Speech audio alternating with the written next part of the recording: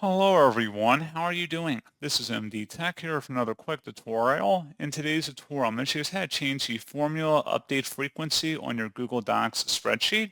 So this should hopefully be a pretty straightforward process, guys. And without further ado, let's go ahead and jump straight into it. So all you have to do is select the File tab up at the top left, and then you want to go down and select Settings. Now you want to select the calculation tab at the top and versus recalculation. Click the drop down and you can select on change so it'll be instantaneous, on change and every minute, or on change and every hour. So it can just do a more thorough recalculation basically. And then you would select save settings to confirm, and that's all you have to do.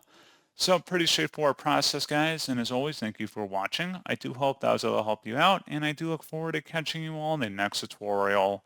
Goodbye.